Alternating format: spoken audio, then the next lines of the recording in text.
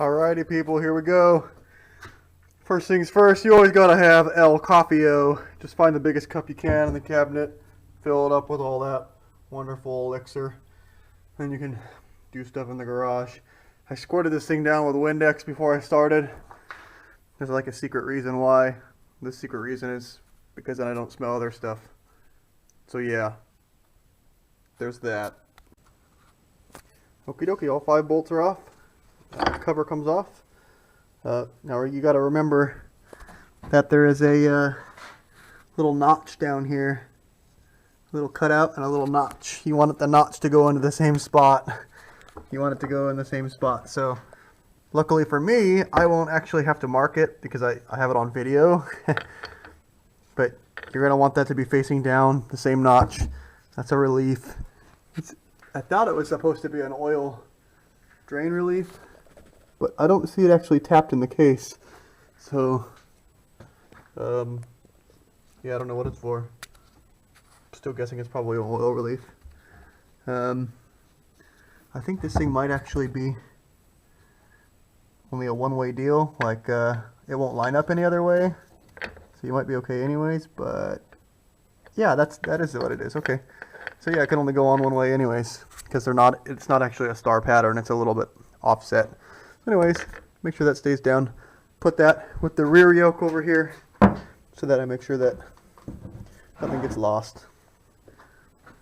And then if you notice, there's another snap ring here that holds it together and holds it from going this way. So it comes out this way and goes in that way. Alright, so all the bolts are off of this front. Actually, that's not the front. That is the rear output. Massage it gently.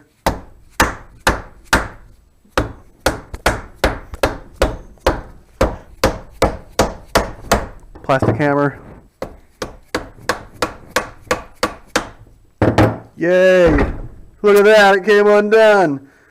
Like I said, be gentle. These hammers can totally hurt something. Mostly your knuckles. Bang, bang, that's pretty sharp. That would hurt so bad. Anyways, there's the first peek on the inside there. Pull that guy off of there. Look inside of here. Hey, look at all this stuff. Looks like it's ready to come out. I bet it is. Let's see what happens when we do. So I'm going to just like set this over here. You guys can watch as I fiddle faddle around. Just got to get around that shift fork. I'm guessing it might be easier actually if I just take this off first. Now there's a bunch of stuff in here. There's a speedometer gear. Let's see if I can show you right away before I move anything. There's a speedometer gear in here. This thing is plastic, so yeah, you want to be super easy with that guy. It's nice that it's not all tore up because you can buy them still, but they're not cheap. You can see inside the side here, that's your gear right there for your speedometer cable, and it runs against this little gear here. So this is like a worm gear setup. You see, as that turns, it turns that speedometer gear. So cool, so awesome. But I think it comes out on this side. So you want to pull this bearing off of here, and then once you get the bearing out of here, you can tap it out with a punch. I'll do that in just a minute, and then slide the other side out. This thing really has to come out like directly out. It's like the same size as the hole here. And so with a little bit of fiddling, kind of gently, you can pull this whole unit out. Here it is. You can see it's turning pretty nice. I thought this was mostly rust earlier, but I'm pretty sure what this actually is maybe, possibly, I don't know, anti-seize. If you look, it's like the same color, anti-seize, as this stuff here. Maybe someone did a yoke replacement at one time. There was seal in here that I saw that was already changed at one time for the shift forks. This thing does feel a little bit heavy to turn right here, right now. I'm guessing we'll find out why. I'm going to separate this guy here. Look inside here, there's some bearings in here. This is the input shaft side of it here. You can see this is like the, it's not a synchro, but it's like a shift collar, I guess. Well, this is not a synchro. It's just some gear. It's a non-synchronized case, so. But this is the shift fork rides on this guy here. Slides it back and forth across the gears. This guy looks okay here. This actually doesn't have any contact. This does. This actually has contact, so this rustiness here, not a big deal. This stuff over here, perfectly clean. Looks great. This is the input shaft. This is the output shaft. There's a circlip in there. Don't know if you can see it very well, but there's a circlip inside there. That is to get the roller bearings out of there. They look okay. Okay, so 8 of these guys come off. Now, this one actually is aluminum, so you really don't want to bash on it too hard. But it just helps to kind of, there you go. So just trying to break that gasket away, because there is a gasket there, and it, you know, gets stuck on there. This can only go back on one way, but take the back off here. You'll notice there's needler bearings here. Pretty cool. This whole thing presses out, goes back in. This is the 4-wheel drive output, the front side. So that front side is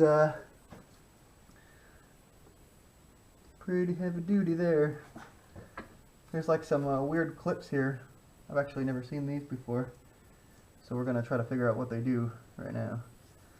Looks like a clip and another clip, and they both line up to do something. What? I don't know. We'll find out, I guess. These yellow safety glasses, I totally like them because it lets you see right through metal. So that's how I exactly can see what's happening here. I could just look right through the metal because, you know, like the infrared penetrates the metal where regular light doesn't. So it's like magic glasses. If you've never tried them, you should totally try them. Ah, yeah, see, so I can slide the shaft back and forth, but it's not going to leave because there's a bearing in here with the circlip on it. Actually, no, it should be able to still go without taking that bearing out. But I'm guessing, because I can't move it, I'm going to need to take this clip out anyway, so let's do that. See, this bearing here is holding it from moving. There's a little clip on here. I don't know where the end of it is. There it is. Circlip.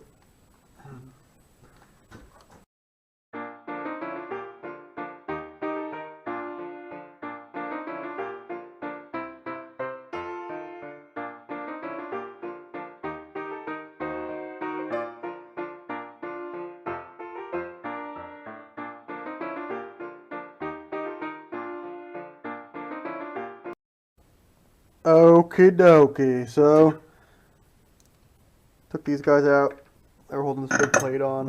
That's all you missed, other than me going back and forth trying to find a socket that'll fit in this.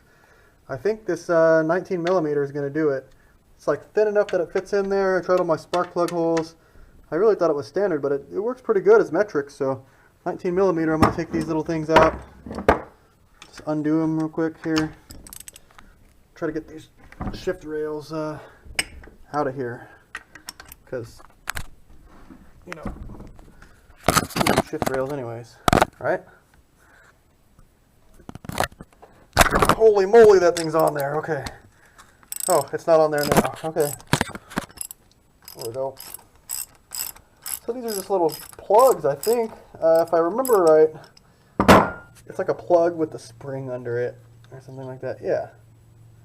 Here it is. Plug with the spring under it. There's like a little ball in there. Get a little ball. And it lets it move. Oh, yay. It's so awesome. Alrighty, I already did this one on accident. I was trying to find a punch. I just ended up using the screwdriver. Knock that one in. Knock the second one in. I'll show you the workings there. Basically, just take this guy, set it on there. I think you can see it okay. Let's see if I can turn this around here so that you can see. Maybe you can get better light than I do. So there's the little punch there. It doesn't take much to take these things in. I'm gonna hold the camera at the same time, so.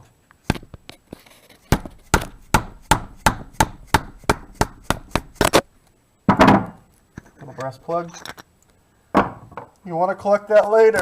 It's gonna be in the bottom of the case. Nowhere else for it to go.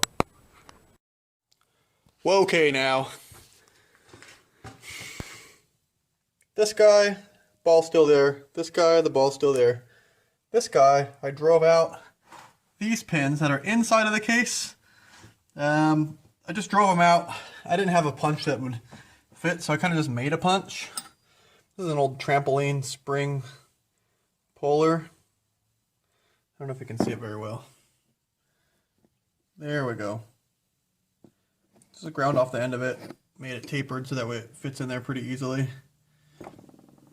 It's like just about the right size. Push those guys through, both shafts, then pulled out the little shaft in the back that makes sure that it can only shift in four-wheel drive high and low at certain times. So that way you don't destroy it. The other one's there, you can see the shift rail pin, it's called. I took the one out that's on this side, right here. And you can see it there. So anyways, last thing I have to do is get this middle shaft out of here. And to do that, you just kind of bash it out. So yeah, I'm going to do that right now. We'll see if it comes out. This hammer, just kind of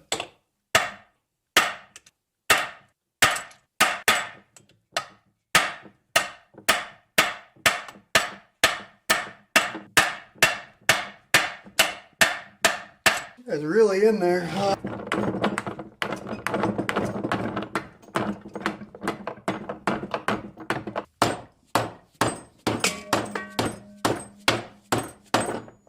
Plastic hammer is just not quite gonna do it.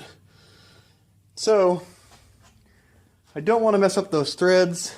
I'm gonna see if I have a piece of wood here, or here we go, block of wood. Just grab one of these blocks. I'm gonna set it on top of there.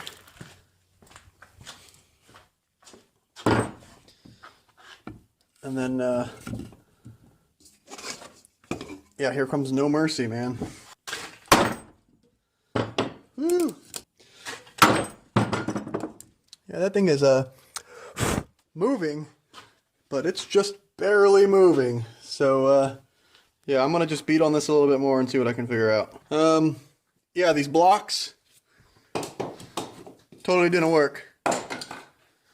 Whose stupid idea was that anyways? This guy should be able to come out of here now, or pretty close to it.